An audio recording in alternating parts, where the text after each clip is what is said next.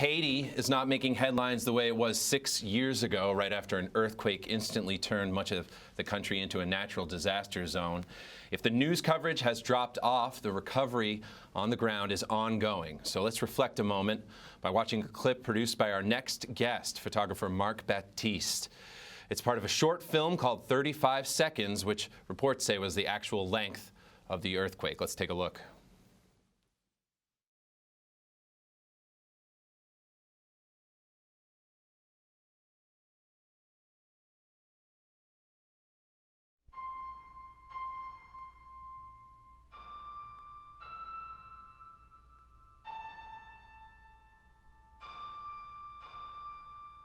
Describe what you're seeing and hearing. You could feel it coming. Boom! It's an atomic bomb. This is the end of the world. It shook for about 35 seconds. And in the dust, just like a mushroom. It was just like, you couldn't see Port-au-Prince anymore. It's a pretty disconcerting situation. People screaming.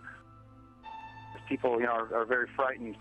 People are out in the streets, and lots of people are pretty not holding it together emotionally. But so that's how it is on the ground.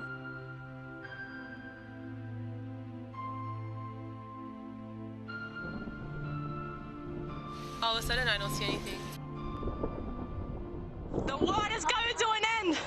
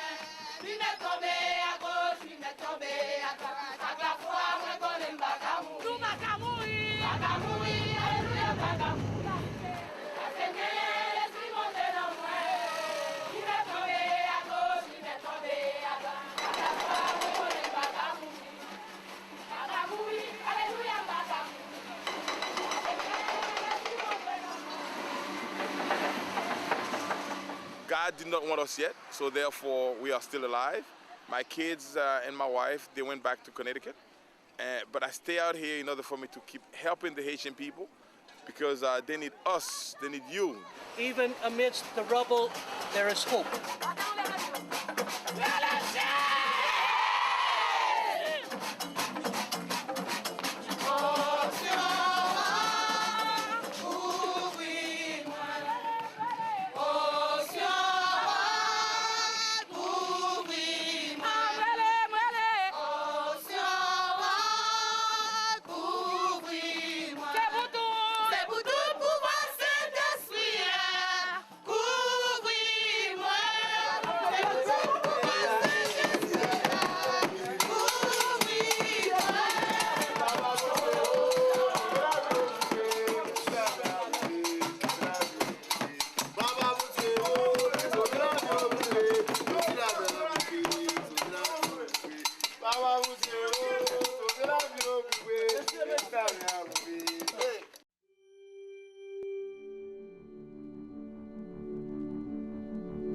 There are no two ways about it. It's not getting better in Haiti, at least not yet. In fact, it's getting worse. The struggle to survive has just really begun. Some of the optimism and the excitement from the international attention has faded, and people are asking questions like, hey, 6 months now, I'm living under a tarp, it's raining, it's leaking, there are bugs here, I've gotten no assistance from the international community or from the Haitian government. And I think people are very frustrated, and some of them are quite angry at the situation right now. The man who made that film was born in Port-au-Prince, came to America as a child, and lives here in Brooklyn. We're delighted to welcome the very talented photographer and film director, Mark Baptiste. Thanks for joining us today, sir. Thank you for having me. Mark, thank you so much for being here. You're from Haiti. So it's apparent why you were inspired to go there and make this film. I want to know, what were some of the more surprising takeaways or lessons that you learned in your work there in the aftermath of the earthquake? Resiliency and strength. Life goes on. Even I'm watching it now, 6 years later, I still get emotional about it because there's still a lot of work need to be done. I went back to Haiti a week after the earthquake by really hardship mean because I have to go to the Dominican Republic. And I called all my friends, colleagues. I said, guys, we got to help. I cannot stand on the sideline to see what's happening to my beloved island and have to do something, which I started documenting since '97. So I was there pre-earthquake and that because I'm working on the project. To cut a long story short, get about 80 pounds of stuff I could put together, money, because they need money, because you got to regenerate, put the money back in the community. So went to DR with tons of stuff from diapers to antibiotic to, hygiene product, soap, female product and stuff like that, and clothing that people give me bags and bags of clothes. Tell my wife I have to go. Basically, there's no choice. There's no if about it. I called my friend Leslie Zamor.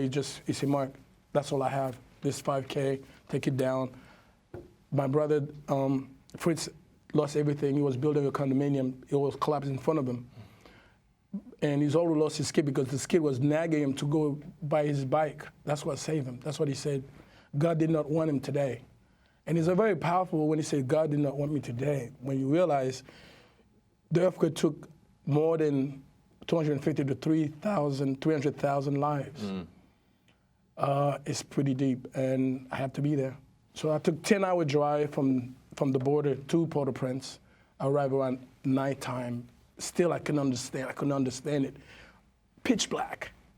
Nobody in the street. Oh, you see little tent, little light flicking in the horizon. I said, man, I can't wait to wake up to see what's going on. And my friend Sebastian Carr picked me up at the bus station. He said, Mark, you have no idea what you're facing. Why are you here? I said, why not? I cannot stay behind. So I wake him up at 5:30 in the morning the next day, excited, pack up my cameras, say, let's go. Show me what's really going down. So as we're driving from the mountain going down to Pétionville and hitting, and you see like devastation, side to side of the street. People crying, people in the street covered with sheets. I was like, this is not right. So I have to ask you. Go ahead. As a native son of Haiti, being raised here in Brooklyn, this terrible tragedy, and you raced back there. Was there a difference in the images that you were seeing through your eyes and your lenses as opposed to how it was being portrayed in the media? Because these are heart-wrenching images that you're telling me about right now, but was there a difference between how you were seeing it on the ground and then when you turned on the television or the American television? Well, yes, big difference. To my eyes, I try to find the heart, I try to find the feeling, the story, the integrity, without discriminate or to show in a bad light. I'm not CNN, we also I'm not have Al some Jazeera. images that we're going to show while you're talking as well. So. No problem. Yeah, completely different. Because to my eyes, I want to show the beauty of Haiti, the dignity of the people, even though facing this horrible God-created incident, it's not man-made. We don't know that for sure, but it's a tragedy nevertheless. So it's definitely going through Port-au-Prince, going to downtown, which was completely destroyed, and you could smell the smell. To me, even today, you could still, there's no smell like it of dead flesh, in the heat of 102 or 98 degrees. You cannot show that. To me, I'm still trying to keep it dignified because in 9/11, they never showed dead body. But in Haiti, they show picking up people, dumping a dump truck to go to massive grave. So is there two lives here? Did you see dead people in 9/11?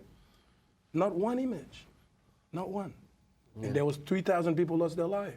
But in Haiti, CNN, Al Jazeera, yes, they're telling the story, But there's some story got to give that the dead be dead and giving dignity even in the dead. Let's take a look at some of the photographs that you took, and why don't you tell us what we're looking at while we look at your work here.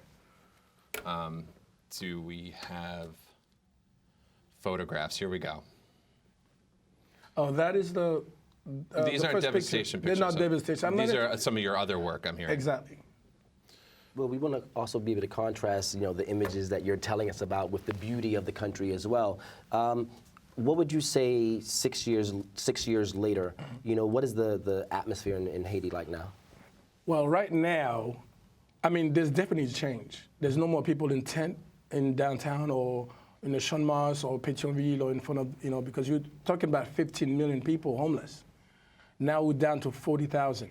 So I applaud the government from Michel Martelly and Prime Minister Laurent Amod for the last 5 years to really put their hands on, roll their sleeve, and trying to help. And I go to Haiti every other month, so I see the progress. Wow. But now because of the election, things start going backwards because they start losing their mind and acting crazy and killing people in the street again because it's not right. But there is changes. The airport, the roads are open, buildings are being made, and people going on to their lives. And basically, they're trying to take day by day. So what do you say to the global philanthropic community about Haiti? Come back. So don't forget. Don't forget Haiti. Come back to Haiti. Come back. Where's the camera? Come back. You know what I'm saying? So basically, the first 2 months, Haiti got the spotlight. All the newspapers were there. The CNN spent months there. Anderson Cooper spent months in Haiti. Even video, take his own footage, and they love him. Where is he now? When's the last time he went back to Haiti? Yeah. The news go on because there's an election here, there's an election in Haiti. But it's almost the global community need to focus on Haiti because Haiti is the soul of the Caribbean, probably the soul, of the whole northern hemisphere. There you go. The soul of the Caribbean. Let's talk about some of your other work. Mm-hmm. Now, you went to the White House and met President Obama. What was that experience like? Tell us. This is you right here. Look at this. You and Michelle. You took a picture of photograph floaters? Oh, wow. Yeah. That's a phenomenal she's picture amazing. of Mrs. Obama. Bravo. Bravo, sir. Bravo. Beautiful picture. She's amazing. She's helping me with my tie. Wow. No, it was amazing. It was amazing. And I was honored. And it's funny, I have to pinch myself in the Oval Office. I was like, wait a minute.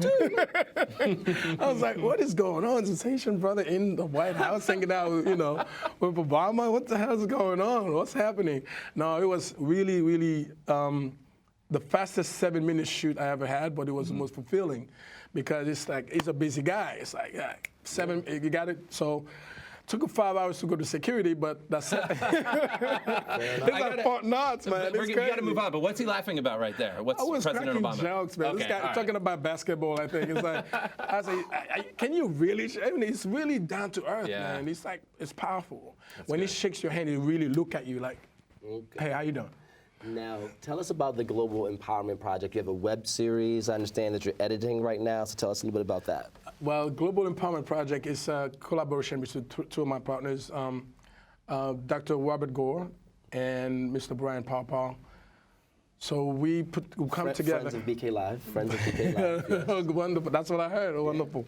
So Global Empowerment Project is a project we'll come up with to really help community around the globe.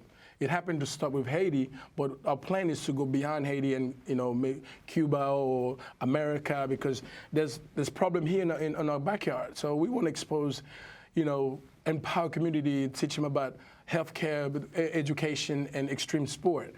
I'm education. Dr. Go is about medical, and Brian Pawpaw is all about extreme sports, surfing, snowboarding. He has his organization called Woods to Hoods, where he take urban kids to snowboard. He just did it recently. Yeah, I just saw the picture. Yeah, which is we applaud him. So he's cutting his segment. Called Surf Up, I can't remember right now, and Dr. Gore called The Blue Pill, Red Pill, my segment called The Native Son. Mm-hmm. So basically, it's me going back and really, if I could do it, they could do it. So we inspired the next generation because we also collaborating with the School of Cine Institute and Artists, Peace and Justice. There's a lot going on. We have to welcome you back next time. We're going to get into that. We are going to get into that. So that's what Global Empowerment Project is about, man. We're just trying Real quick, where do people find it, though? Global Empowerment Yep. Project. It's going to be on YouTube. It's going to be probably in BK Lives. I don't know. Okay. Mark Baptiste, thank you so much for being here. It's an honor. It's an Thank honor. you Thank for the so wonderful much. work you do. We look forward to all your projects in the future, past, present, and future. Many blessings upon you, sir. Thank you so much. All right. Thank you, gentlemen. Don't